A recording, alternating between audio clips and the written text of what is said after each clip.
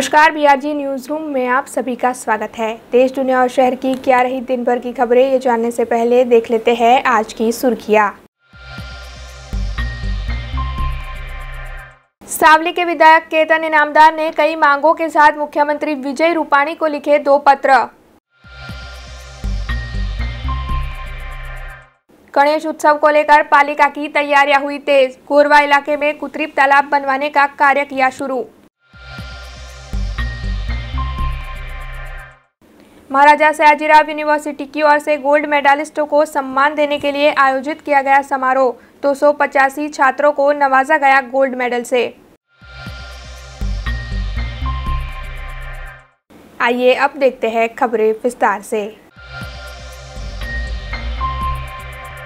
महाराजा Sayajirao university में हर साल के अंत में छात्रों के लिए गोल्ड मेडल देने के लिए समारोह का आयोजन किया जाता है। उसी के तहत इस साल भी आज शहर के सर सयाजीराव नगर गृह में ये समारोह आयोजित किया गया, जिसमें 285 गोल्ड मेडलिस्ट छात्रों को गोल्ड मेडल देकर उनका सम्मान किया गया। महाराजा सयाजीराव यूनिवर्सिटी में हर साल गोल्ड मेडलिस्ट छात्रों को सम्मानित करने के लिए समारोह का आयोजन होता है। उसी के तहत आज सर सयाजीराव नगर गृह में भी एक समारोह आयोजित किया गया, जिसमें 285 छात्रों को गोल्ड मेडल से नवाजा गया। इस मौके पर यूनिवर्सिटी के सभी पदाधिकारी और राजमाता शुभांगिनी राजे गायकवाड़ की विशेष उपस्थिति रही और उन्हीं की ओर से इन सभी छात्रों को गोल्ड मेडल देकर सम्मानित किया गया। बीते साल कोरोना महामारी की वजह से ये समारोह ऑनलाइन आयोजित हुआ था, जिसमें सभी छात्र उपस्थित नहीं रह पाए थे। हालांकि इस साल कोरोना के कम होते आंकड़ों के बीच ये समारोह ऑफलाइन आयोजित हो पाया है, जिसमें छात्रों ने उपस्थित रहकर ये सम्मान हासिल किया है।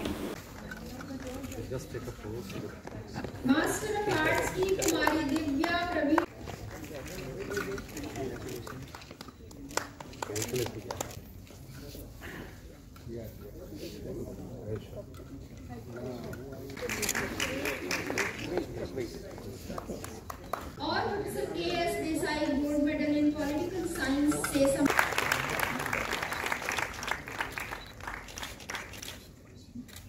कुमारी बतुल सुदेवाला को दसी गोपालन श्रीकांतिया गोल्ड मेडल से सम्मानित किया। आज कॉन्वोकेशन के समय हम स्टूडेंट्स को गोल्ड मेडल नहीं दे सके, इसलिए आज हमने गोल्ड मेडल वितरण के लिए जो कार्यक्रम we are proud of you जो वैसे हमेशा करते हैं, उसी के साथ हमने उसको जोड़ के ये कार्यक्रम किया। सो टुडे सब गोल्ड मेडलिस्ट को गोल्ड मेडल दिया गया और मुझे लगता है उनकी ज़िंदगी में ये एक बहुत महत्वपूर्ण दिवस है, जो उनको वर्चुअली कंप्यूटर पे ठीक से नहीं हुआ, तो इस बार हमने थोड़ा सिचुएशन इम्प्रूव हुआ है तो स्टूडेंट्स को गोल्ड मेडल पर्सनली दिया। तो मुझे खुशी है कि हम कर सकें। ये स्टूडेंट्स के लिए भी एक आनंद का दिवस रहता है और हम भी उनके लिए कुछ कर सकें, ये मुझे खुशी है। आज महाराजा सयाजी विश्वविद्यालय માટે ખૂબ જ આનંદનો દિવસ છે, કારણ કે 179 વિદ્યાર્થીનીઓ અને 102 વિદ્યાર્થીઓને આપણે લગભગ 285 જેટલા સ્વર્ણ પદક છે એ આપણે એનાયત કરી શક્યા છે। અને વિશ્વવિદ્યાલયના જ વિદ્યાર્થી ડૉક્ટર સુધીર કુમાર બરાઈ, જે પોતે બીટ્સ પેલાનીમાં ડાયરેક્ટર છે, એમને પણ આપણે આજે એક એમિનન્ટ એલ્યુમિનીનો એવોર્ડ આપ્યો છે।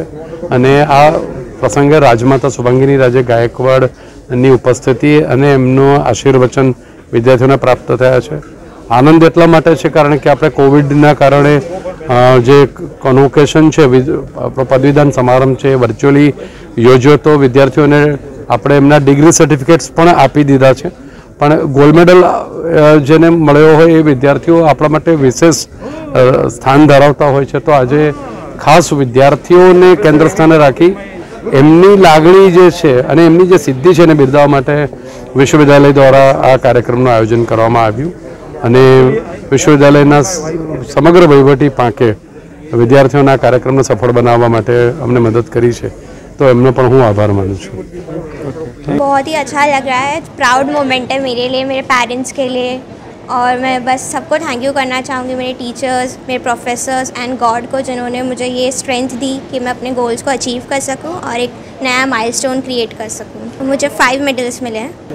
मैं I have completed my BE in this metallurgy and material science engineering department. जो हमारे यूनिवर्सिटी के 3 मेन वर्ड्स, वाइज वर्ड्स है, सत्यम शिवम सुंदरम, वो ही हर चीज़ को डिफ़ाइन करते हैं, हर एक्ट को डिफ़ाइन करते हैं। एंड बस हार्ड वर्क करें एंड कंसिस्टेंट रहें अपने हर एक्ट में। गणेश महोत्सव में अब कुछ ही दिन बचे हैं और पालिका की ओर से गणेश महोत्सव की तैयारियां शुरू कर दी गई है। दरअसल शहर के गोरवा इलाके में दशामा के मंदिर निकट पालिका की ओर से आज से कृत्रिम तालाब बनवाने की कामगिरी को शुरू कर दिया गया है। वहां के नगर सेवक श्रीरंग राजेश आयरे की ओर से इस कामगिरी का आज जायजा भी लिया गया। महाराष्ट्र के मुंबई के बाद वडोदरा शहर का गणेश महोत्सव काफ़ी लोकप्रिय है। शहर में गणेश महोत्सव को भक्तों की ओर से धामधूम से मनाया जाता है। हालांकि बीते साल तो कोरोना के चलते गणेश महोत्सव में धामधूम देखने नहीं मिली थी, लेकिन इस साल गणेश भक्त पहले से ही काफ़ी ज़्यादा उत्साहित है। वैसे गणेश जी की प्रतिमा का विसर्जन कहाँ किया जाए, ये सवाल बार बार खड़ा हो रहा था। इस दौरान पालिका की ओर से शहर में 4 जगहों पर कृत्रिम तालाब बनवाने की घोषणा की गई थी और आज आखिरकार पालिका की ओर से कृत्रिम तालाब को बनवाने की कामगिरी को शुरू कर दिया गया है, जिसके तहत गोरवा दशामा मंदिर निकट कृत्रिम तालाब बनवाने का कार्य शुरू हो चुका है। और इस कार्य के शुरू होते ही इस इलाके के युवा काउंसिलर श्रीरंग राजेश आयरे वहां पर पहुंचे और उनकी ओर से पूरी कामगिरी का जायजा लिया गया। જેવી રીતે તમે જોઈ રહ્યા છો કે ગણેશ ચતુર્થીનો તહેવાર નજીક આવી રહ્યો છે, એવી રીતના સામાન્ય સભા તેમજ સ્થાયી સમિતિમાં રજૂઆત કર્યા બાદ માનનીય મેયરશ્રીએ જે ડિક્લેર કર્યું હતું કે 4 કૃત્રિમ તળાવ બનાવવામાં આવશે, તેને ધ્યાનમાં રાખીને આજનું એક તળાવ દશામાના તળાવ પાસે કૃત્રિમ તળાવ બનાવવાની શરૂઆત કરી દીધી છે। સાથે હું મેયરશ્રી તેમજ માનનીય મુખ્યમંત્રીશ્રી તેમજ નાયબ મુખ્યમંત્રીશ્રી ગુજરાત પ્રદેશ અધ્યક્ષ CR પાટીલ સાહેબ તેમજ સમગ્ર વડોદરા સંગઠન અને ખાસ કરીને વડોદરા શહેર પ્રમુખ ડૉક્ટર વિજય શાહ સાહેબનો ખૂબ ખૂબ આભાર માનું છું કે જેમને ગણેશ ભક્તોનું ધ્યાનમાં રાખીને આજે કૃત્રિમ તળાવોની પરમિશન આપી છે અને આજરોજ તેનું કામ શરૂ થઈ ગયું છે। તો તે માટે હું સૌનો ખૂબ ખૂબ આભાર માનું છું અને ભક્તિમય લોકો આ વખતે તેમની આસ્થા સાથે ગણપતિનું વિસર્જન કરી શકશે તેવી અમને પણ આશા છે। शहर में प्रजा और पुलिस के बीच संतुलन बनाने के लिए और महिलाओं में हिम्मत बढ़ाने के लिए प्रतापनगर पुलिस की ओर से महिलाओं को राइफल शूटिंग की ट्रेनिंग दी जा रही है। ये ट्रेनिंग 7 दिनों की है और ट्रेनिंग के बाद राइफल शूटिंग के इम्तिहान भी आयोजित किए जाते हैं। इस तरह राइफल शूटिंग की ट्रेनिंग देकर महिलाओं की हिम्मत बढ़ाने का कार्य पुलिस और शी टीम की ओर से किया जा रहा है। वडोदरा शहर पुलिस और शी टीम के सहयोग से प्रतापनगर पुलिस हेडक्वार्टर्स पर महिलाओं के लिए राइफल शूटिंग की ट्रेनिंग का आयोजन किया गया है। ये ट्रेनिंग 7 दिनों की है और अब इसमें बैच के हिसाब से महिलाओं को राइफल शूटिंग की ट्रेनिंग दी जा रही है। हालांकि ट्रेनिंग के बाद महिलाओं के इम्तिहान लेकर उन्हें परिणाम भी दिए जाएंगे। अब तक राइफल शूटिंग ट्रेनिंग की 10 बैच खत्म हो चुकी है, जिसमें 539 जितनी महिलाओं ने शूटिंग की ट्रेनिंग ली है और इस वक्त 11वीं बैच चल रही है, जिसमें तालीमबद्ध तरीके से महिलाओं को राइफल शूटिंग की ट्रेनिंग दी जा रही है, जो इन तस्वीरों में आप साफ देख सकते हैं। हालांकि इसका मुख्य उद्देश्य पुलिस और प्रजा के बीच में संतुलन बनाने का और महिलाओं में हिम्मत को बढ़ाने का है। इस मामले में पुलिस हेडक्वार्टर्स के ACP कमलेश वसावा की ओर से ज़्यादा जानकारी दी गई है।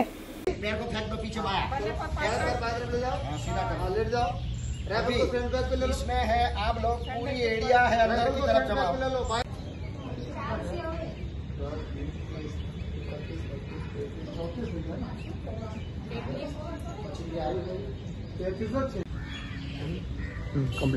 डाउन राइफल को वापस नीचे ले आओ, बाएं हाथ में, दाहिना हाथ वहीं पकड़े, राइफल कंधे में, राइफल लगाओ, चलो दोनों हाथ टारगेट के सेंटर में बहरहाल।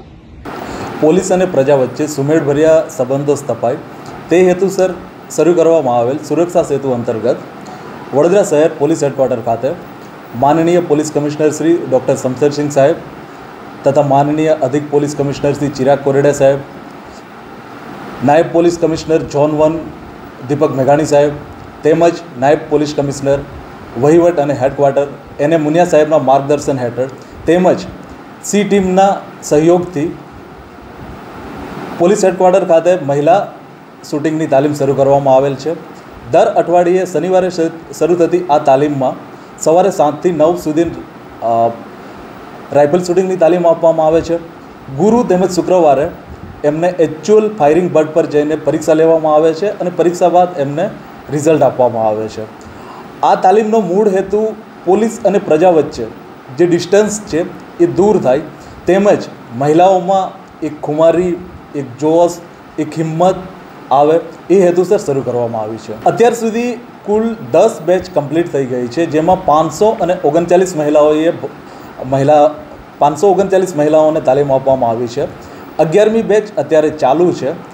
આ ઉપરાંત નોકરિયાત મહિલાઓની સમય મર્યાદાઓને ધ્યાનમાં રાખીને અહીંયા એક વીકેન્ડ બેચનું પણ આયોજન કરવામાં આવ્યું છે। આ વીકેન્ડ બેચમાં સેટરડે સન્ડે તાલીમ આપવામાં આવે છે, જેથી જે મહિલાઓ નોકરી કે જોબ કરે છે એમને ચાલુ દિવસોમાં જો સમય ના ફાળવી શકતા હોય તો વીકેન્ડમાં આવીને પણ આ રાઇફલ શૂટિંગની તાલીમ લઈ શકે છે।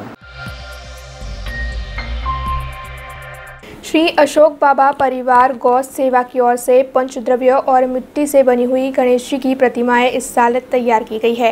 दरअसल कोरोना महामारी में हर कोई पर्यावरण की महत्ता समझ चुका है और पीओपी से बनी हुई गणेश जी की प्रतिमा से पर्यावरण को काफ़ी ज़्यादा नुकसान होता है। ऐसे में इस परिवार की ओर से गणेश जी की पंचद्रव्य और मिट्टी से बनी हुई प्रतिमाएं तैयार की जाती है, जिससे पर्यावरण को कोई भी नुकसान ना हो और भक्त भी इस साल ऐसी ही मूर्ति की खरीदारी कर रहे हैं। शहर के कला मंदिर निकट रहने वाले श्री अशोक बाबा परिवार गौ सेवा की ओर से पंचद्रव्य और मिट्टी से गणेश जी की मूर्तियां बनाई जा रही है।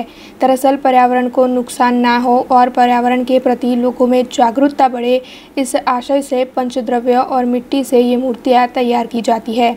इस साल श्री अशोक बाबा परिवार गौ सेवा की ओर से 100 जितनी गणेश जी की ऐसी मूर्तियां तैयार की गई है और बाजार में बिक्री के लिए भी रख दी गई है।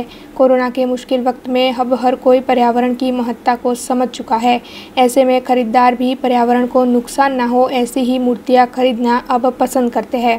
वैसे आपको बता दें कि पंचद्रव्यों में गाय का घी, गोबर, गौमूत्र, दूध और दही का इस्तेमाल किया जाता है और अगर पंचद्रव्य में से बनाई गई मूर्तियों को घर के परिसर में विसर्जित किया जाए तो फिर पंचद्रव्य के पवित्र होने की वजह से पूरे घर में हकारात्मक ऊर्जा देखने मिलती है। छेल्ला गया वर्षे भी अमे शुरुआत करेली है। आ अमरु बीजू वर्ष है अत्यारे आ मूर्ति बनाववानुं। अमे छेल्ला अमे 2-3 महीनाथी एनी अंदर शुरुआत करी रह्या। 2-3 महीना थया अमे बनाववानी शुरुआत करी है અને આ પંચદ્રવ્યથી બનેલી છે, જેનું ગાયનું ગોબર છે, ગાયનું ગૌમૂત્ર છે, એ પંચદ્રવ્યની બનાવેલી આ ગણપતિની પ્રતિમા છે। ઘણો સારો રિસ્પોન્સ છે કે આ વસ્તુ પવિત્ર છે, એટલે ગાયનું ગોબર અને ગાયની લક્ષ્મીનું પ્રતીક કહેવામાં આવે છે, એટલે ઘરમાં મૂકવામાં એ લોકોને ઘણો આનંદ થાય છે કે ભાઈ આ વસ્તુ અમારી પાસે એક નવી છે, એટલે એ લોકો અમારી પાસે ઘણા લોકો અમારી પાસે લેવા આવે છે આ વસ્તુ। અમારો બીજું વર્ષ છે, અમે આગળ આની શરૂઆત કરેલી છે અમે કે દર વર્ષે અમે આને બનાવીશું। અમે 100 થી 150 મૂર્તિ અમે બનાવીને અત્યારે વેચવાની શરૂઆત। केंद्र सरकार और राज्य सरकार की ओर से देश भर में वैक्सीनेशन की मुहिम को तेज कर दिया गया है और देश का हर नागरिक वैक्सीन के दोनों डोज ले ले, ऐसी कोशिश सरकार की ओर से लगातार की जा रही है। शहर में भी विभिन्न वैक्सीनेशन सेंटर्स कार्यरत है।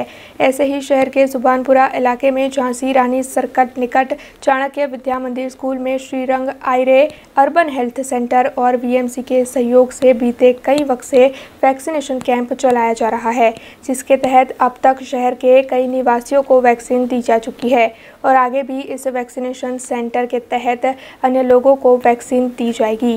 ऐसे में जल्द से जल्द वैक्सीन ले लेने की अपील इस अर्बन सेंटर के जरिए की जा रही है। केंद्र सरकार और राज्य सरकार द्वारा रसीकरणનું एक अभियान चलावવામાં આવ્યું છે। अभियान द्वारा आज चाणक्य विद्यालय खाते मारू सेंटर चाले छे। वेक्सिनेशन सेंटर में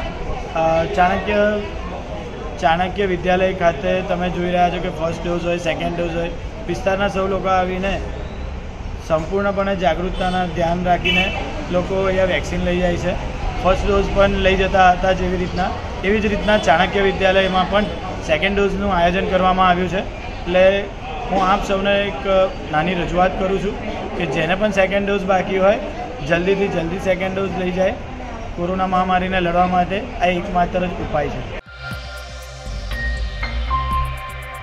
महाराजा सयाजीराव यूनिवर्सिटी की साइंस फैकल्टी की कैंटीन को बंद करने के आदेश यूनिवर्सिटी प्रशासन की ओर से दे दिए गए हैं. ऐसे में आज रॉयल क्लब ऑफ साइंस की ओर से इस आदेश को हटाकर कैंटीन को फिर से शुरू करने की मांग करते हुए फैकल्टी के डीन को आवेदन पत्र दिया गया. महाराजा सयाजीराव यूनिवर्सिटी की फैकल्टी ऑफ साइंस में जो कैंटीन मौजूद है उसे फैकल्टी प्रशासन की ओर से बंद करने के आदेश दे दिए गए हैं.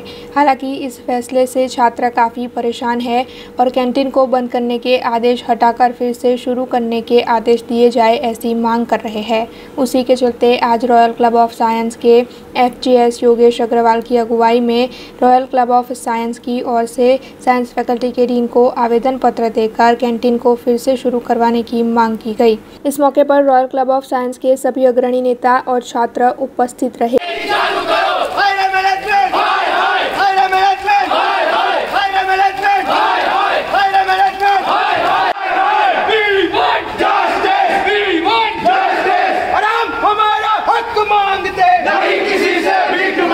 लगभग अठवाडिયું થવાયું સાયન્સ ફેકલ્ટીની કેન્ટીન બંધ છે એટલે અમારા રોયલ ક્લબ ઓફ સાયન્સના વિદ્યાર્થીઓ નેતાઓથી જોવાયું ના કે આટલા દિવસથી અમારા સાયન્સ ફેકલ્ટીમાં આખી યુનિવર્સિટીમાંથી સૌથી વધારે વિદ્યાર્થીઓ સાયન્સ ફેકલ્ટીમાં હાલમાં આવી રહ્યા છે. 500 ઉપર છોકરાઓ રોજના આવતા હશે, ઓછામાં ઓછા 500 આવતા હશે અને એમાં સાયન્સ ફેકલ્ટીની કેન્ટીન બંધ છે, ગેરવ્યાજબી છે.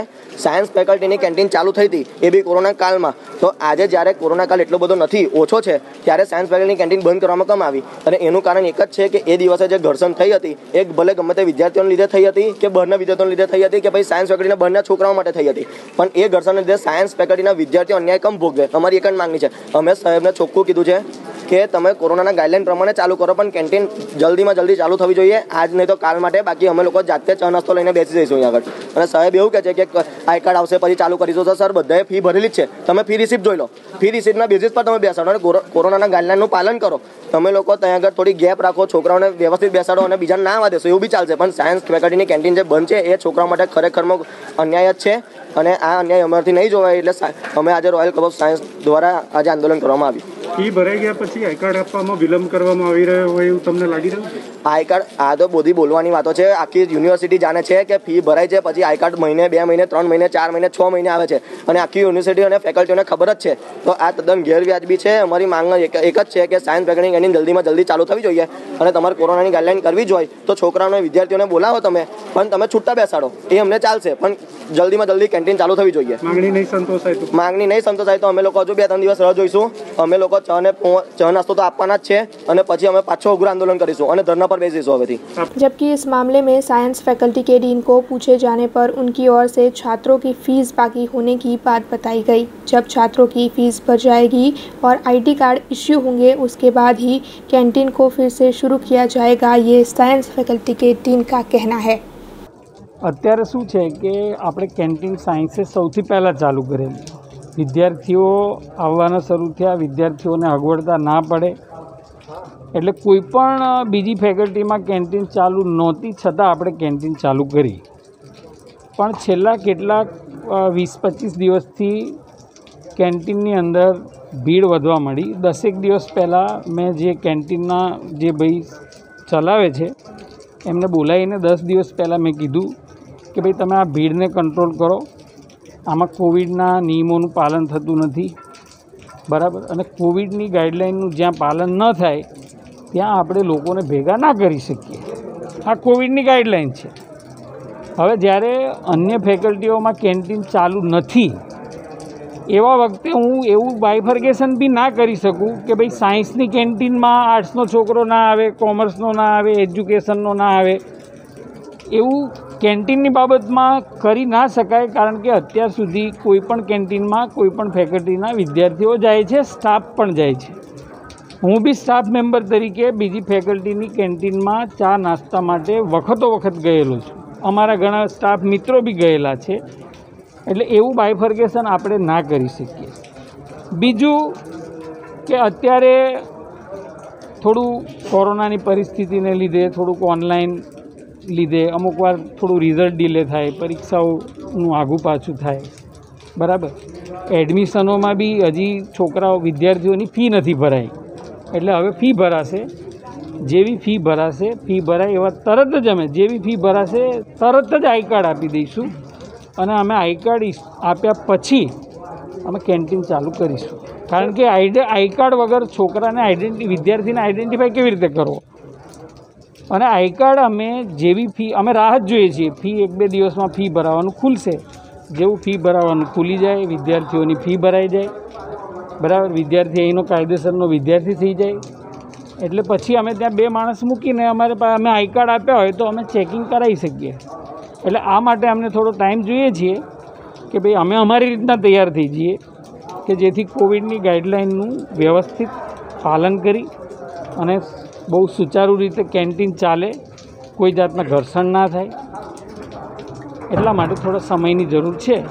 એ પ્રમાણે અમે કાર્ય કરી રહ્યા છીએ.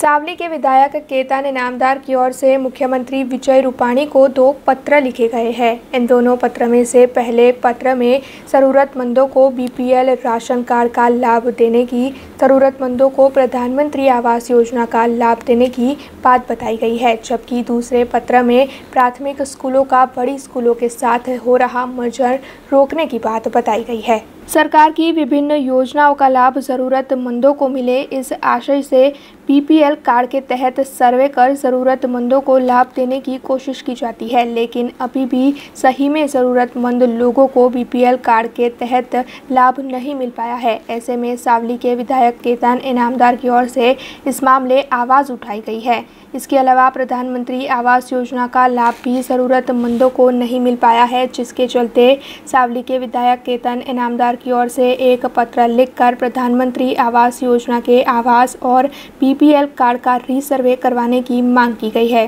इसके अलावा एक दूसरा पत्र भी सावली के विधायक केतन इनामदार में लिखा है, जिसमें उन्होंने प्राथमिक स्कूलों को बड़ी स्कूलों के साथ मर्ज करने के मुद्दे को उठाया है और ये कहा है कि सावली तालुका में 114 ग्राम पंचायत है, जिसमें विभिन्न गांव शामिल है। अगर छोटी स्कूलों को बड़ी स्कूलों के साथ मर्ज कर दिया गया तो फिर कई छात्रों को दूर दूर तक पढ़ने के लिए जाना पड़ेगा। ऐसे में दूसरे पत्र के ज़रिए उन्होंने इस मर्जर को रोकने की मांग की है। सावली के विधायक केतन इनामदार ने ये दोनों पत्र मुख्यमंत्री विजय रूपाणी को लिखकर जल्द से जल्द इस मामले में कोई कड़े कदम उठाने की मांग की है। બંને વિષયો મારા એવા છે કે જે બીપીએલ યાદી જે પહેલાં તૈયાર થઈ એ બીપીએલ યાદીની અંદર ઘણા લોકોને આજે જે જરૂરિયાતમંદ છે, ખરેખર જે ગરીબી રેખા હેઠળ જીવતા લોકો છે એ લોકોને એનો લાભ નથી મળ્યો, અને જે સુખી સંપન્ન માણસો હોય, જે ખરેખર પોતાનું મકાન હોય, ગાડી હોય, બંગલા હોય, એવા લોકોને પણ બીપીએલ યાદીમાં સમાવેશ થયો છે। ત્યારે જે વંચિત લોકો છે એના માટે સર્વે થવો જોઈએ, રીસર્વે થઈ અને એ લોકોને આ બીપીએલ યાદીમાં સમાવવા જોઈએ। તદુપરાંત પ્રધાનમંત્રી આવાસ યોજનામાં એમાં પણ કાચાથી પાકા મકાનનું જે નરેન્દ્ર મોદી સાહેબનું ડ્રીમ પ્રોજેક્ટ છે, જે ખરેખર નરેન્દ્રભાઈ સાહેબ વિચારે છે, એમને પોતાની ઈચ્છા શક્તિ પ્રમાણે એમને આજે પ્રધાનમંત્રી આવાસ યોજના જે મૂકી છે એમાં એક જ વસ્તુ છે કે ભાઈ દરેક માણસને કાચાનું પાકું મકાન હોય, એનો પણ જે તે જગ્યા પર દુરુપયોગ થાય છે અટકાવવો જોઈએ, અને ખરેખર જે ગરીબી રેખા હેઠળ જીવતો વ્યક્તિ છે એને જ એ લાભ મળવો જોઈએ, અને પ્રધાનમંત્રી આવાસનો લાભથી એ વંચિત ના રહે એના માટે પણ યોગ્ય પંચાયત કરાવીને જે તે જગ્યા પર એને લાભ આપવો જોઈએ। આ બંને રજૂઆત મેં આદરણીય મુખ્યમંત્રી શ્રી વિજયભાઈ રૂપાણી સાહેબને ગઈકાલે મારા પત્રમાં કરી। મને વિશ્વાસ છે કે આવનારા દિવસોની અંદર આના માટે ચોક્કસપણે વ્યવસ્થિત રીતે સરકાર નિર્ણય લેશે, અને જે વંચિતો છે એ વંચિત ના રહે, અને એમને આ પ્રધાનમંત્રી આવાસ યોજનાનો અને બીપીએલ યાદીમાં એવું છે, જો બીપીએલ યાદીમાં હોય તો 0 થી 21નો એમનો સ્કોર હોય તો જ એને અન્ય પેન્શનોનો અન્ય યોજનાઓનો લાભ મળતો હોય છે। હવે એ બીપીએલ યાદીમાં નથી એટલે એ લોકોને યોજનાઓથી પણ વંચિત રહ્યા છે। એટલે મારી સરકારશ્રી આદરણીય મુખ્યમંત્રી શ્રી વિજયભાઈ રૂપાણી સાહેબને જે આ રજૂઆત હતી એક જ છે કે એને ટીમ બનાવે, વ્યવસ્થિત એનો પંચાયત થાય અને વ્યવસ્થિત રીતે રીસર્વે કરી અને વંચિતોને પાછા બીપીએલ યાદીમાં સમાવાય, આ મારી રજૂઆત છે। પ્રશ્નની અંદર શાળા મર્જનો પ્રશ્ન છે। શાળા મર્જ માટે મારી ભૌગોલિક પરિસ્થિતિ મારા સાવલી વિધાનસભા મત વિસ્તારની જે 144 અન્ય પેટાપરાઓથી સમાવેશ છે, અને 144 પેટાપરાવાળો અમારો મત વિસ્તાર હોય ત્યારે એક ગામમાંથી બીજા ગામમાં બાળકોને મોકલવાનું એ કદાચ અત્યારના કોવિડના ટાઈમ પછી તો પણ અઘરું વધારે થઈ ગયું છે. પહેલાં તો અઘરું હતું જ કે શાળામાં જવા માટે શાળા પ્રવેશ ઉત્સવ કર્યો. ગામમાં શાળા હોવા છતાં પણ સરકારે આદરણીય વડાપ્રધાન શ્રી નરેન્દ્ર મોદી જે તે ટાઈમે મુખ્યમંત્રી હતા ત્યારે શાળા પ્રવેશ ઉત્સવ કરીને અત્યારે ડ્રોપ આઉટ રેશિયો ઘટાડ્યો હતો. હવે જો જ્યારે શાળાઓ મર્જ થશે ને અન્ય ગામની અંદર શાળાઓમાં એ બાળકોને ભણવા જવું પડશે તો એમાં ડ્રોપ આઉટ રેશિયો વધશે અને એની પણ ચિંતા મેં કરીને આદરણીય ભૂપેન્દ્રસિંહ ચુડાસમા સાહેબને અને આદરણીય મુખ્યમંત્રીને આ પણ રજૂઆત કરી છે કે શાળાઓ મર્જ કરતી વખત ત્યાંની જે તે વિસ્તારની ભૌગોલિક પરિસ્થિતિને ધ્યાનમાં રાખીને જ નિર્ણય લેવો જોઈએ અને એમાં પણ મને વિશ્વાસ છે કે સરકાર એમાં ધ્યાનથી અમારી રજૂઆતને સાંભળશે. बारिश के ना होने की वजह से पहले लोगों में जल संकट की भीति दिखाई दे रही थी, लेकिन अब जूनागढ़ जल संकट के भय से मुक्त हो चुका है। जूनागढ़ से जो खबर सामने आ रही है उसके मुताबिक जूनागढ़ में लगातार बारिश देखी गई है और इसकी वजह से वहां के कई इलाकों में जल जमाव के दृश्य भी सामने आए हैं। इसके अलावा वहां पर बाढ़ जैसी स्थिति भी देखने मिल रही है। हालांकि वहां के किसानों में काफ़ी ज़्यादा खुशी का माहौल है, क्योंकि इस तरह बारिश के बरसने से अब फसलों को जैसे नया जीवन दान मिला है। जूनागढ़ से बारिश की जो खबरें सामने आई है उसके मुताबिक जूनागढ़ में 2 इंच बारिश अभी तक दर्ज हुई है, जबकि मालियाहाटी में 7 इंच बारिश दर्ज की गई है। विसावदर में 4 इंच और मेदरडा में 3.5 इंच बारिश दर्ज हुई है, जबकि केशोद में भी 3 इंच बारिश दर्ज की गई है। इसके अलावा अन्य तालुका में भी अच्छी बारिश देखने मिली है। कल शाम से ही जूनागढ़ में बारिश का माहौल देखने मिला, जिसके बाद मूसलाधार बारिश शुरू हो गई, जिसके बाद अब तक बारिश जारी ही है।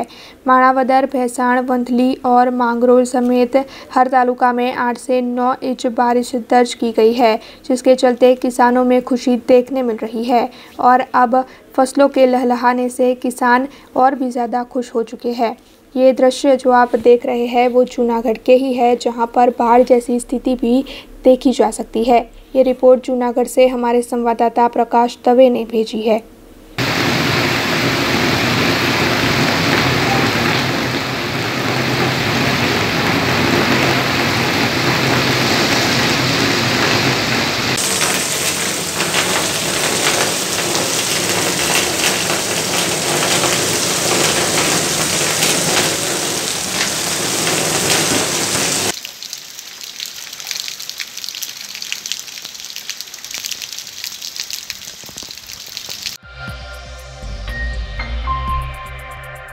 बारिश के मौसम की शुरुआत के बाद ठीक से बारिश नहीं बरसी थी, जिसकी वजह से लोग काफ़ी ज़्यादा परेशान थे और इसके साथ ही जल संकट की भीति भी जताई जा रही थी।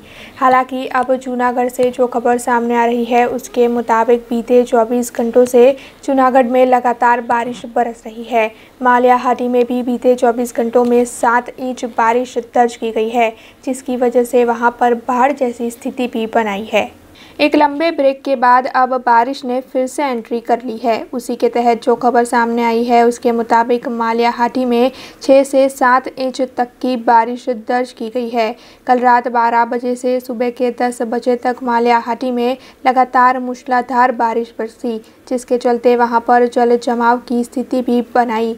निचले इलाकों में पानी भर गया और ये बारिश अब भी जारी है, जिसके चलते अब किसान काफ़ी ज़्यादा खुश है, क्योंकि उनकी फसल को जैसे नया जीवन दान मिला है। वैसे जो अन्य खबरें सामने आ रही है उसके मुताबिक वहां की मेघल नदी में बाढ़ जैसी स्थिति देखने मिल रही है और इस नदी को देखने के लिए जगह जगह से लोग पहुंच भी रहे हैं।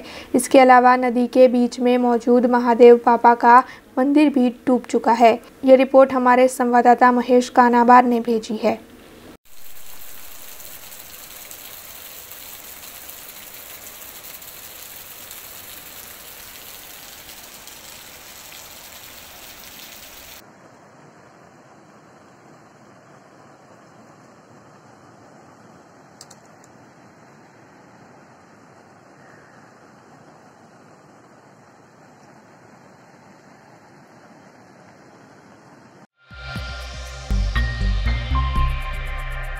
खबरों के बीच वक्त तो चला एक छोटे से ब्रेक का। ब्रेक के बाद फिर लौटेंगे कुछ और खबरों के साथ। स्टैच्यू ऑफ यूनिटी केवड़िया में दुनिया की सबसे ऊंची प्रतिमा, जहां पर आपके स्वागत के लिए तैयार है एक खूबसूरत अफोर्डेबल स्टे। प्रधानमंत्री श्री नरेंद्र मोदी जी के इस ड्रीम प्रोजेक्ट में butterfly garden, glow garden, jungle safari, river rafting, valley of flowers, dino trail, Jarwani eco tourism, Sardar Sarovar नौका विहार, सरदार सरोवर डैम जैसे 25 से ज्यादा आकर्षण है। ऐसी खूबसूरत जगह पर आपके कंफर्टेबल स्टे के लिए मौजूद है BRG budget stay. BRG budget stay में आपको मिलेगा अफोर्डेबल लग्जूरियस स्टे, खाने पीने और रहने की बेस्ट फैसिलिटीज से सज्ज 150 rooms, conference hall, amphi theatre और पार्टी लॉन्स की भी सुविधा, डेस्टिनेशन वेडिंग, संगीत संध्या, बर्थडे पार्टीज और कॉर्पोरेट इवेंट्स जैसे आयोजनों के लिए बिल्कुल सही जगह। तो आप भी आज ही ऑनलाइन बुक करवाइए BRG बजट स्टे में अपना स्टे। लॉग ऑन करें www.brgbudgetstay.com near circuit house at statue of unity, Kevadia. Contact number 9586647777। Break के बाद BRG न्यूज रूम में आप सभी का स्वागत है। एज केयर फाउंडेशन को पालिका की ओर से कुछ प्लॉट वितरित किए गए थे और एज केयर फाउंडेशन की ओर से इन प्लॉट पर लाखों रुपयों के खर्च पर कई कार्य भी करवाए गए, जिसके बाद अब पालिका की ओर से इन सभी प्लॉट को वापस मांगा जा रहा है। ऐसे में एज केयर फाउंडेशन की ओर से आज एक पत्रकार परिषद का आयोजन कर शहर के मेयर केयूर रोकड़िया को इस पूरे मामले को प्रस्तावित किया गया और साथ ही प्लॉट खाली करने के लिए कुछ वक्त भी मांगा गया। एज केयर फाउंडेशन वडोदरा शहर और गुजरात राज्य के सीनियर सिटीजन का एसोसिएशन फेडरेशन है, जिसके साथ तकरीबन 60 से ऊपर के सीनियर सिटीजन एसोसिएशन कार्यरत है। गुजरात के अन्य किसी भी एसोसिएशन की ओर से इतनी प्रवृत्तियां नहीं की जाती जितनी इस एसोसिएशन के तहत होती है। शहर के पालिका की ओर से एज केयर फाउंडेशन को कई प्लॉट वितरित किए गए थे और इन प्लॉट को डेवलप करने के लिए फाउंडेशन की ओर से 1 लाख रुपयों के ऊपर की रकम खर्च कर प्लॉट को ठीक बनाया गया, लेकिन अब पालिका की ओर से ये सभी प्लॉट 3 दिनों में खाली कर वापस लेने की मांग की गई है। ऐसे में एज केयर फाउंडेशन की ओर से उन्हें प्लॉट खाली करने के लिए ज़्यादा वक्त देने की मांग की जा रही है और साथ ही पालिका की ओर से ये जो कदम उठाए जा रहे हैं वो उनके लिए अन्यायी है, ऐसा भी कहा गया है। इस बारे में आज एज केयर फाउंडेशन की ओर से पत्रकार परिषद का आयोजन किया गया था और बाद में पूरे मामले को शहर के मेयर केयूर रोकड़िया को प्रस्तावित भी किया गया। हमारा जो सीनियर सिटीजन कॉर्पोरेशन प्लाट आप्या था हमारी कार्यक्रमों करवा माटे तेना बदले कॉर्पोरेशने वगर 2-3 દિવસની પૂછતો આપીને લીધા છે એનું અમને દુઃખ છે। અમને સાંભળવા જોઈતા હતા। મેં કીધું એ પ્રમાણે અમે લોકો सीनियर सिटीजनों છે એટલે सीनियर सिटीजनों देशनी मूड़ी कहेवाय कि शहरनी मूड़ी कहेवाय कि सीनियर लाभार्थी कॉर्पोरेशन જેટલું બને એટલું કરવું જોઈએ એના બદલે એક જ ઝાટકે જે પ્લોટ લઈ લીધા એ અમને બહુ દુઃખની વાત છે અને અમે સારી કાર્યક્રમો કરીએ છીએ। એ સારા કાર્યક્રમોની વિગતને ધ્યાનમાં લઈને અમારા પ્લોટો પાછા આપવા જોઈએ। મેયરશ્રીના કાગળ લખેલો છે તે જ પ્રમાણે એની કોપી વડાપ્રધાન શ્રી નરેન્દ્રભાઈ મોદી, गुजरातना chief minister Vijaybhai Rupani, deputy chief minister Nitinbhai Patel, commissioner Shri, बधा धारासभ्यो वडोदरा शहरना सांसद, बीजेपीना प्रदेश प्रमुख CR पाटील और वडोदरा शहरना भाजपना प्रमुख श्री विजयभाई शाह आटला बधाने आ कॉपी आपीने विनंती करी है कि आमां ध्यान आपीने अमरा माटे घटતું કરવો નથી। प्लॉटोमां अमे लोको आध्यात्मना कार्यक्रमों करीए छीए, आध्यात्म कीर्तनों करीए छीए, भजन करीए छीए, बधा तहेवारो उजवीए छीए, दिवाળી फेवरी आवे छे, सामाजिक कार्य अमरा जे विषयों है सीनियर सिटीजन पड़ता तकलीफ एना माटे काम करीए छीए। जनरेशन गैप ओછી કરવા માટે પણ અમે પ્રયત્નો કરીએ છીએ, બધા કાર્યક્રમો રાખીએ છીએ। આયુર્વેદિક બધા જ આયુર્વેદિક અને એલોપેથીના જુદા જુદા કેમ્પો કરીએ છીએ। અમે ડાયાબિટીસ, બ્લડ પ્રેશર, હાડકા દુખાવા, મગજના BP બધી રીતના હાર્ટ એટેક બધા અલગ અલગ જે એ કરવામાં આવે છે આપણે કે આરોગ્યની જરૂર છે એ બધી કરવામાં કરીએ છીએ। તે જ પ્રમાણે સંગીતની સંધ્યા કરીએ છીએ, ભજનો કરીએ છીએ અને સિનિયર સિટીઝન આનંદ પ્રમોદ થાય એવું કામ કરીએ છીએ અને તે જ પ્રમાણે રાષ્ટ્રીય ઉત્સવની પણ અમે કરીએ છીએ। એક કહેવાનું બીજું કહ્યું કે જ્યારે જ્યારે દેશને જરૂર પડી છે ત્યારે અમે લોકોએ અમારો ભોગ આપેલો છે। चाहे पछी आ कुदरती आपत्ति होय या तो मानगीनो तहेवार होय बधामां अमे लोकोए भोगीए अने इवन कोरोना काळमां पण अमे कोर्पोरेशनने मोटा मोटो सारो एवो फंड आपेलो छे। बधाए अमारा लोकोए सारो एवो डोनेशन आपेलुं छे। शहर में कई लैंडफिल साइट निवासी इलाके में बनाई गई है और ऐसी जगह पर डीडीटी पाउडर का छिड़काव या फिर फॉगिंग की प्रक्रिया की जानी चाहिए, लेकिन पालिका की ओर से इस मामले में कोई भी कार्यवाही नहीं की जाती है, जिसके चलते कांग्रेसी नगर सेवक पालू सूर्वे की ओर से इस मामले पालिका पर कई सवाल खड़े किए गए हैं। शहर के विभिन्न इलाकों में से डोर टू डोर कचरे के कलेक्शन की गाड़ियों के जरिए कचरा कलेक्ट किया जाता है, जिसे लैंडफिल साइट पर डंप कर दिया जाता है। हालांकि शहर में लोगों के रहने के आसपास के इलाके में ही लैंडफिल साइट बनवाई गई है और ऐसी जगह पर साफ़ सफाई रखी जानी चाहिए, क्योंकि अगर ऐसी जगह पर साफ़ सफाई ना रखी जाए तो फिर निवासियों में बीमारियों का खतरा बना रहता है। इसी के चलते पालिका की ओर से डीडीटी पाउडर का छिड़काव या फिर फॉगिंग का कार्य ऐसी लैंडफिल साइट पर किया जाना चाहिए, लेकिन अभी तक पालिका की ओर से किसी भी लैंडफिल साइट पर ऐसा कोई भी कार्य नहीं किया गया है। पहले लोग कोरोना से परेशान थे और अब शहर के विभिन्न इलाकों में डेंगू, मलेरिया, चिकनगुनिया जैसी बीमारियां फैलती जा रही है। उसी के चलते अब पालिका इस मामले में तहकीकात कर लैंडफिल साइट पर जल्द से जल्द स्वच्छता की प्रक्रिया शुरू करे। इस मामले में कांग्रेसी नगर सेवक बालू सूर्वे की ओर से कई सवाल उठाए गए हैं। वडोदरा शहर में तमे जोई सको रोगचाळो बहु बधो फाटी निकळ्यो छे। ठेर ठेर जग्याए बीमारीओ फैलाई रही है। असंख्य दवाखाना तमे जोई सको, तमाम दवाखाना फूल है। अने जे कई रेसिडेंट विस्तार होय के कोईपण आवे आ तमे जोई सको कचरानी जे गाड़ीओ है, आ बधो कचरो डम्पिंग करीने जे कई स्टोरेज करता होय छे, जे कई मूकता होय छे, तमाम विस्तार हवे सिटीनी अंदर आई गयो छे।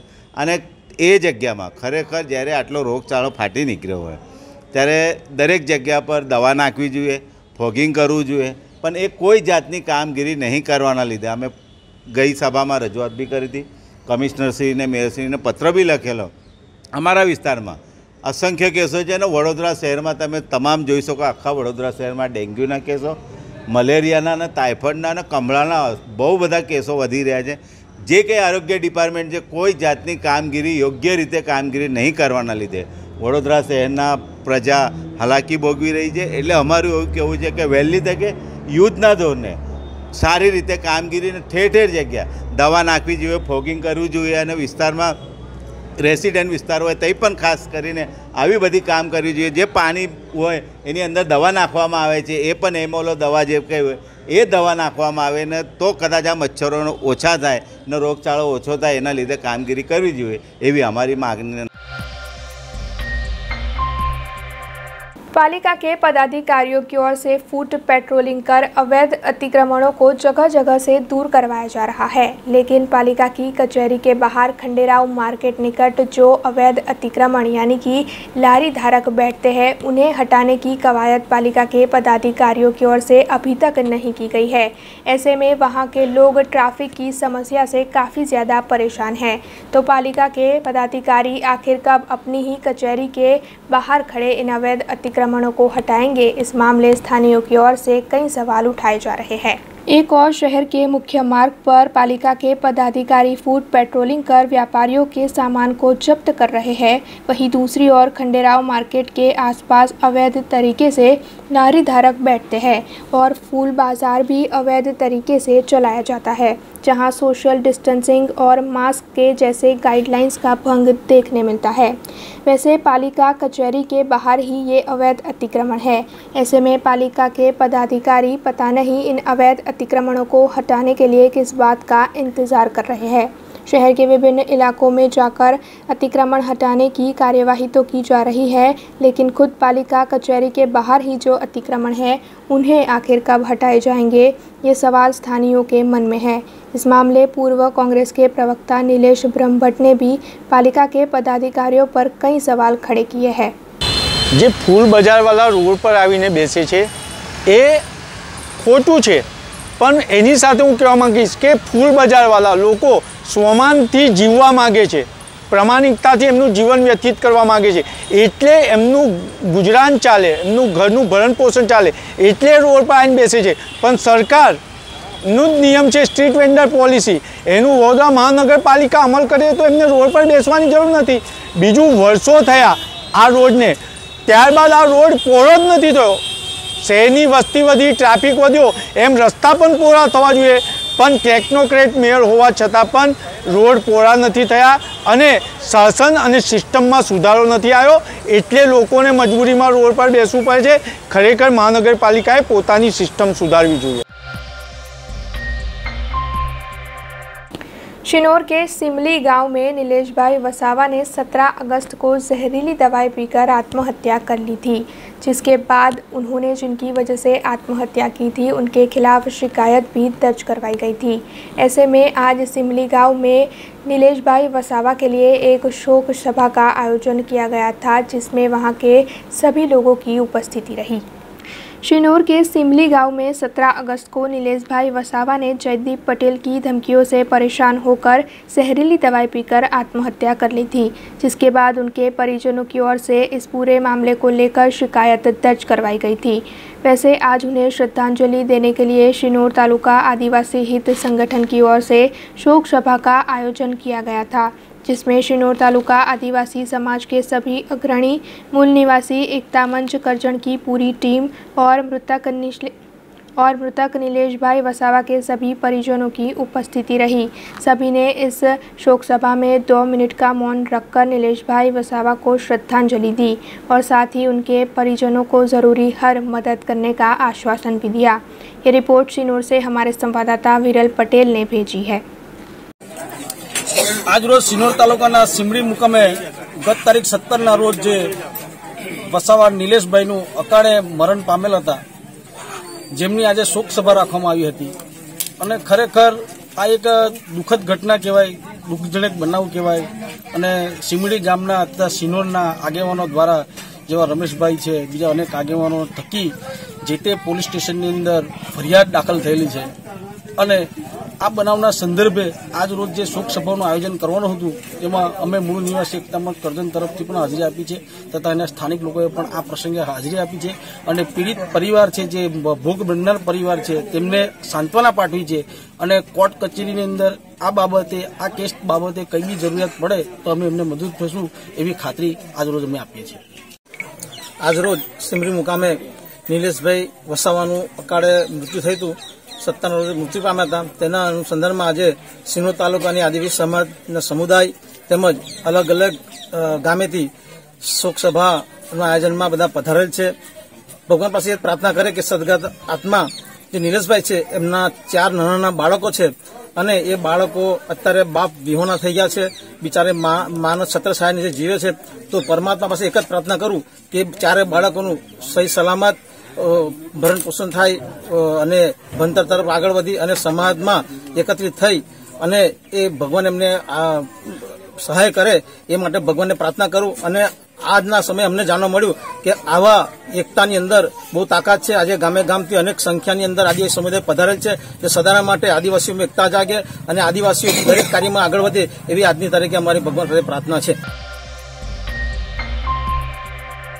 वाल्मीकि समाज के छड़ी महोत्सव के तहत निकाली गई छड़ी यात्रा विभिन्न जगहों पर घूमकर शहर के पद्मावती शॉपिंग सेंटर पर आ पहुंची, जहां पर वाल्मीकि समाज के कई भक्त भी उसमें जुड़े. वाल्मीकि समाज के इष्टदेव गोगाजी जहारवीर महाराज के छड़ी महोत्सव को बीते 300 सालों से मनाया जाता है. वडोदरा शहर में भी छड़ी महोत्सव की धूम देखने मिलती है. ऐसे ही शहर में छड़ी महोत्सव की नॉम के तहत विभिन्न जगहों पर छड़ी यात्रा घूमकर शहर के पद्मावती शॉपिंग सेंटर पर जा पहुंची और छड़ी यात्रा की वजह से इस इलाके के ट्रैफिक को भी डाइवर्ट किया गया. इस मौके पर बड़ी तादाद में वाल्मीकि समाज के लोगों ने उपस्थित रहकर छड़ी यात्रा का लाभ लिया.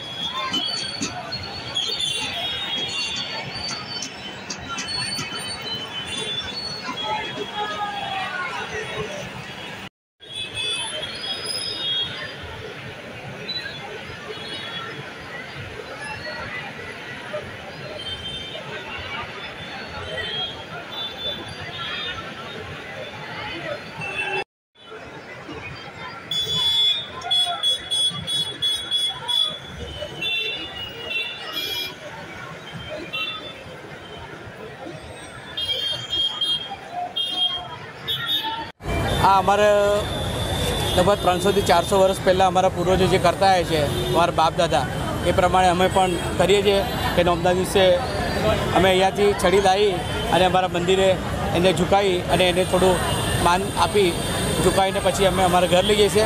ઘર લઈ જઈને પછી આવતીકાલે એને પાણી નાખી થોડું વિસર્જન કરીશું ગંગાજળથી. દર વર્ષે કેટલી છડીઓ નીકળે છે અને આ વર્ષે કેટલી છડી છે? આ વર્ષે લગભગ વડોદરા શહેરની અંદર 26 થી 29 જેટલી છડી છે. અમુક શહેરમાં પણ છે અને અન્ય સોસાયટીઓમાં પણ છે. આ વખતે અમને સરકારની જે ગાઈડલાઈન મળી છે, પોલીસ કમિશનરશ્રી તેમજ મ્યુનિસિપાલિટી કમિશનરશ્રી તરફથી જે ગાઈડલાઈન મળી છે કે એક છડીમાં 40 જણાવું, માસ્ક પહેરું, સોશિયલ ડિસ્ટન્સ, અમે સરકારની ગાઈડલાઈનના નિયમ પ્રમાણે ચાલી અને અમારી છડી લાવીને 5-10 મિનિટ અહીંયા पूजा अर्चना કરીને પછી અમે ઘેર જતા રહીએ છીએ. नर्मदा में आयोजित हुए 2 दिवसीय राष्ट्रीय कॉन्फ्रेंस में हिस्सा लेने के लिए केंद्रीय महिला एवं बाल विकास मंत्री स्मृति ईरानी नर्मदा पहुंची थी और कॉन्फ्रेंस के दूसरे दिन उन्होंने भी कॉन्फ्रेंस में हिस्सा लिया. उनकी ओर से गुजरात की भूमि को नमन करते हुए केवड़िया में मौजूद सभी आकर्षणों की मुलाकात भी ली गई.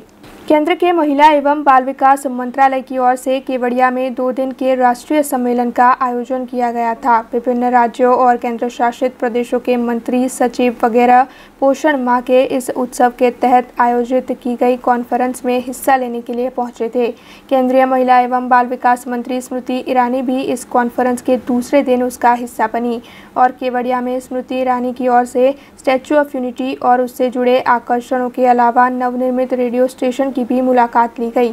कॉन्फ्रेंस में दूसरे ही दिन मुख्य अतिथि के तौर पर मौजूद रही स्मृति ईरानी ने गुजरात की धरती को नमन करते हुए कहा कि यहाँ के परम पूज्य गांधी बापू ने बिना हिंसा के हमें आज़ादी दिलवाई है और ऐसी गुजरात की धरती को मैं सत नमन करती हूँ. ये रिपोर्ट हमारे संवाददाता अनीश खान बलूची ने केवड़िया से भेजी है. निवेदन करते आप अपने प्रदेश का लक्ष्य खुद चुने, हमको बताएं. जब मेरे पास इस विभाग की जिम्मेदारी आई थी तो किसी ने कह दिया मुझसे कि देश में 8 मिलियन बच्चे सैम सिवियरली एक्यूटली मैलनरिश्ड. मैंने कहा मेरे देश में अगर लगभग 1 करोड़ बच्चा सैम है तो मेरे देश में समाज ऐसा है जो चुपचाप बैठकर ये तमाशा नहीं देखेगा. हमारा समाज ही आगे बढ़कर आएगा ऐसे बच्चों के संरक्षण के लिए, उनके पोषण के लिए. जब स्टेट्स ने एडिक्वेट करना शुरू की तो पता चला वो नंबर 80 लाख से घटकर 10 लाख तक आ गया. इसका मतलब आपके प्रदेशों में इस प्रकार की अटकलें किसी ने कभी तो लगाई होगी, लेकिन अब हर प्रदेश की सरकार के पास आपके डेफिनेट नंबर्स हैं.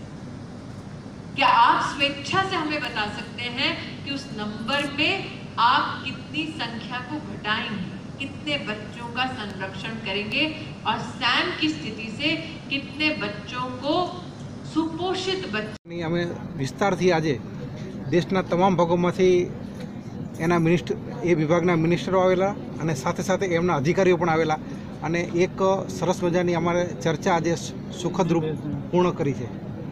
ખાસ કરીને સાહેબ કયા મુદ્દાને લઈને ચર્ચા, ખાસ જે બાળકોની જે કુપોષણની વાત છે એને લઈને કઈ ચર્ચા ખાસ થઈ? કુપોષણ લઈને ખાસ કરીને બાળકોમાં જે કુપોષણ હોય છે જેથી બીજા બાળક કરતાં એ બાળક છે એ પાછું પડે છે, એવરેજ 20% આજુબાજુ. એટલે હમણાં જો 15મી ઓગસ્ટે માનનીય વડાપ્રધાન મોદી સાહેબે લાલ કિલ્લા ઉપરથી ફોર્ટિફાઈડ રાઈસ એટલે કે અમે એને સાદી ભાષામાં આપણે સમજાવીએ તો વિટામિનવાળા ચોખા કે જેમાં ન્યુટ્રિશનનું પ્રમાણ પણ હોય અને ન્યુટ્રિશનનું પ્રમાણ એટલું એ પ્રમાણ હોય કે જેથી ચોખા રસોઈ કરવામાં આવે તો એનો કલર બદલાઈ જતો નથી, જેથી અને ટેસ્ટ પણ બદલાતો નથી. એમ અનેક પ્રકારે અમે એના સિવાય મહિલાઓ હોય તો એને પણ અમે એને રાંધેલો ખોરાક આપીએ છીએ.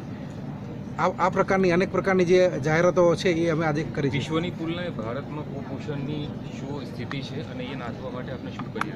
વિશ્વના પ્રમાણમાં કુપોષણ જે 2015નો સર્વે હતો એના કરતાં અત્યારે આપણે કુપોષણનું પ્રમાણ હાલમાં ઘટ્યું છે અને હજુ પણ ટૂંક સમયમાં અમે જે મોદી સાહેબે જે આહવાન કર્યું છે એ પ્રમાણે હજુ ટૂંકા ગાળામાં આજે એક જન આંદોલન તરીકે અમે આ વસ્તુને લઈ રહ્યા છીએ અને અમારો ધ્યેય આગામી ટૂંકા સમયમાં ભારત દેશને કુપોષણથી મુક્ત થાય એ પ્રયત્ન કરીશું.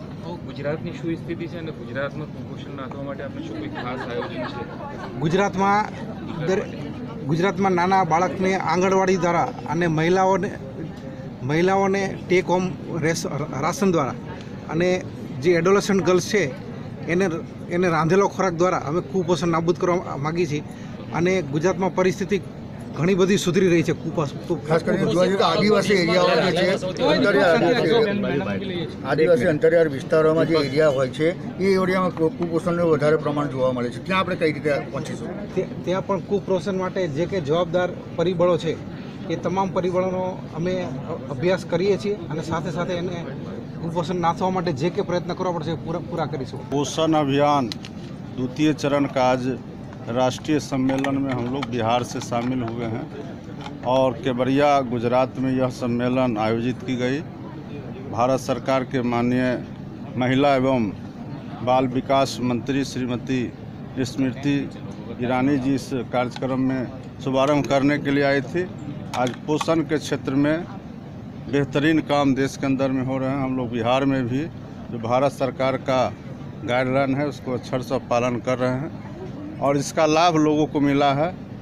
और जो कुपोषित बच्चे थे उसका जो हम लोग के यहाँ सुधार हुआ है और हमको लगता है कि पूरे देश में इसका लाभ मिला है. तो निश्चित रूप से आज जो द्वितीय चरण का अभियान का शुभारंभ किया गया है इसका भी लाभ मिलेगा और हम लोग बेहतर पहले से भी काम किए हैं और इनके नेतृत्व में भी माननीय मंत्री जी के नेतृत्व में हम लोग बिहार में जो आज हम लोग को पोषण के क्षेत्र में जो अभियान का शुभारंभ किया गया उसका हम लोग फिर से नए सिरे से अच्छे काम करेंगे और लक्ष्य जो इन्होंने दिया है उसको पूरा हम लोग बिहार के अंदर में उतारने का काम करेंगे. बेहतरीन इन्होंने शुरुआत किया है और इनके नेतृत्व में पूरा देश से कुपोषण को हम लोग दूर करने का काम. केशोद के ब्रह्म कुमारी ईश्वरीय विश्वविद्यालय, राम मंदिर, नीलकंठ महादेव मंदिर और रणछोड़ राय जी मंदिर पर जन्माष्टमी के पर्व पर कृष्ण जन्मोत्सव की धूम देखने मिली. सभी भक्तों की ओर से इन सभी जगहों पर मौजूद रहकर श्री कृष्ण के प्राकट्य महोत्सव को धामधूम से मनाया गया. जन्माष्टमी के पर्व पर विभिन्न जगहों पर धामधूम देखने मिलती है. ऐसे ही केशोद के ब्रह्म कुमारी ईश्वरीय विश्वविद्यालय केंद्र पर, राम मंदिर पर, नीलकंठ महादेव मंदिर पर और रणछोड़ राय जी के मंदिर पर भी श्री कृष्ण जन्मोत्सव की धूम देखने मिली. रात के 12 बजे सभी भक्तों ने श्री कृष्ण के प्राकट्य महोत्सव को जय नंदलाल के जय घोष के साथ भक्तिमय तरीके से मनाया और दूसरी ओर नन्ही बालिकाएं त्रुटि और भक्ति की ओर से भी इस मौके पर राधा कृष्ण बनकर लोगों में कृष्ण प्रेम का संदेश दिया गया. ये रिपोर्ट जूनागढ़ से हमारे संवाददाता प्रकाश दवे ने भेजी है.